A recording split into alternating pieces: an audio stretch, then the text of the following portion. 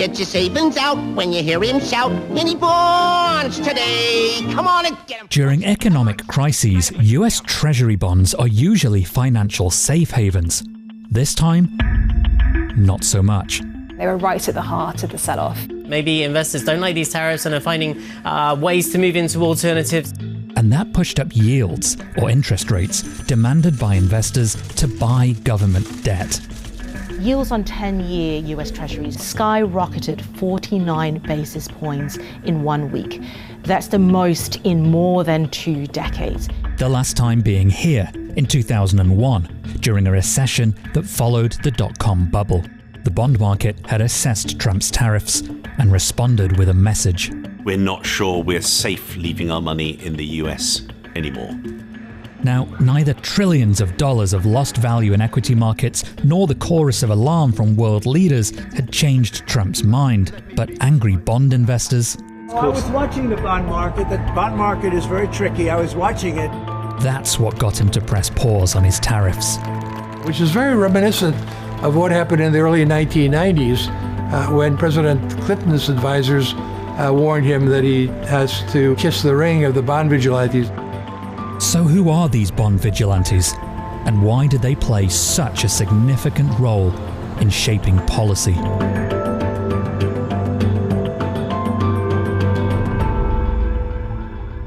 Let's start with something everyone's heard of: a lettuce. In 2022, one of these became a humiliating political metaphor.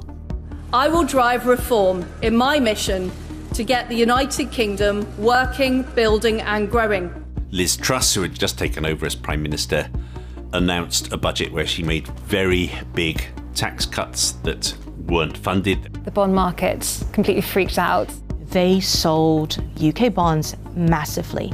That in turn sent bond yields skyrocketing to multi-year highs. Underperforming US peers by the most in years, which you're seeing here as a difference in basis points. The prospect of much higher borrowing costs hit home and spurred the government to basically give up their plans. The economic fallout was so dire, a column in The Economist suggested Truss's premiership had the shelf life of a lettuce. So a newspaper live-streamed one to test the theory. I am resigning as leader of the Conservative Party. The lettuce had won, and the bond vigilantes claimed another victory. In the hierarchy of market forces that shape political outcomes, history shows bonds at the top. A bond is like an IOU, so you have an issuer, which might be a country or a company. And in exchange for buying a bond, you will get interest payments all the way until the bond reaches maturity. Maybe it'll be a 2-year bond or a 30-year bond, but the idea is that you're locking in a yield for a certain amount of time and you know what that interest rate over that time period will be. It's why they're favoured by long-term investors, such as pension firms, and increasingly sovereign wealth funds. More on that later. Governments use the proceeds to fund everything from hospitals to schools to bridges and infrastructure. The bond market is kind of like the banker for a big government. In 2024, global government debt stood at around $100 trillion. So ignoring the concerns of the metaphorical banker is unwise. Bond investors are the ones that are owed money. Governments have to respect that. And if they fear that inflation could get out of control, they will essentially exert their influence. People who are ultimately behaving as though they're the bankers for the governments suddenly think, I don't trust this government anymore. I don't like this, and I'm going to put up the interest rate I demand from them. And when you're talking about $2 trillion a year, the kind of money that the US has to borrow each year, that adds up very quickly. It would impact everything from mortgages to bank profits overnight to repayments on trillions and trillions and trillions of dollars of loans. You can think of it as a really painful meeting with your bank manager. You're overdrawn again. No more money for you. And in essence, that's the power held by bond vigilantes. You can use the bully pulpit in the same way that an activist investor attacking a company can use the bully pulpit to attack its stock. Basically, you sell your bonds and tell everybody why you're doing it. So what's the backstory here? My name is Ed Yardeni, and I coined the phrase bond vigilantes. In the early 80s, the bond investors became very, very twitchy. 3 times in the 1980s, the rebound in inflation was met by rising bond yields, which slowed nominal GDP down, which slowed inflation down. In the early 1990s, Bill Clinton was told by his advisors they had to maintain fiscal discipline because if they didn't, the bond market would upset their plans. Clinton took that to heart and maintained a relatively disciplined fiscal policy. Then, in the 2000s, the Vigilantes appeared to have taken a trip to Europe.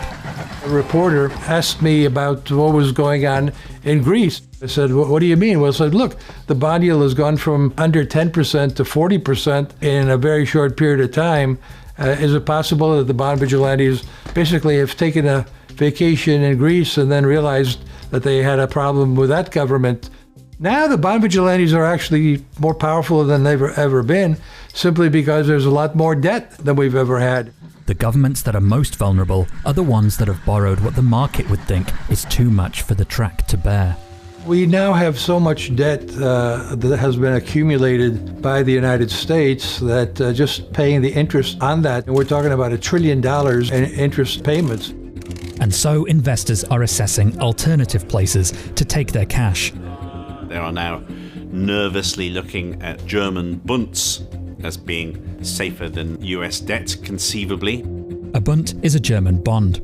And look what's happened to the spread. In other words, the difference between US and German 10-year bond yields.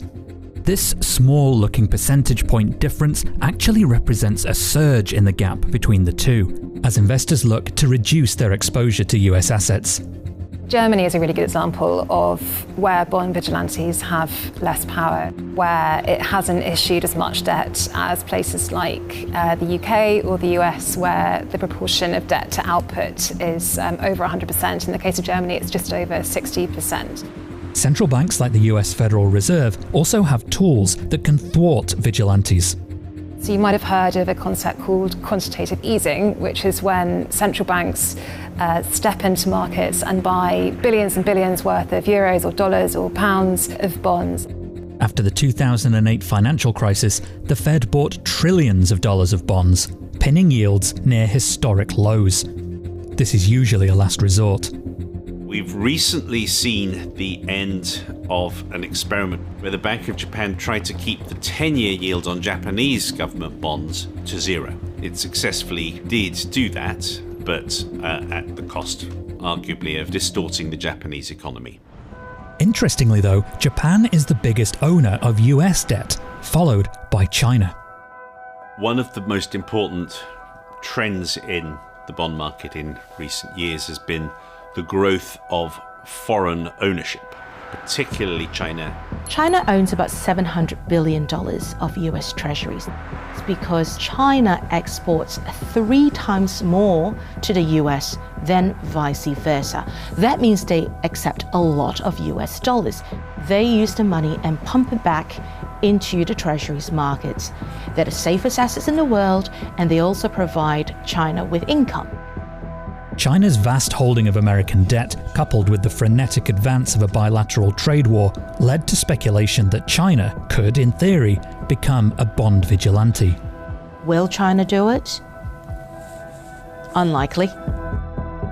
If it sells a lot, it will hurt itself because it will push down the value of its own treasury bonds. More like shooting yourself in the foot as well as shooting the other guy.